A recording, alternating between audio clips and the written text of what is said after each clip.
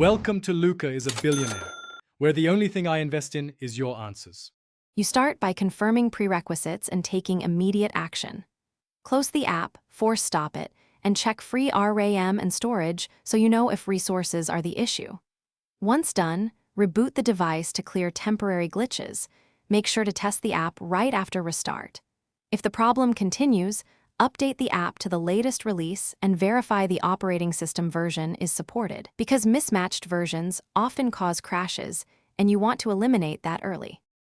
You now dive into diagnostics to isolate the cause. Clear the app cache. If you can, back up and clear app data to remove corrupted settings, because corrupted state frequently triggers crashes. Once done, inspect permissions, network access, and any battery or background process limits that could kill the app. Next, open crash logs or built-in diagnostics and record error codes and repeatable steps. This information tells you why the app fails and guides the next corrective measures. You finish by applying fixes and confirming stability.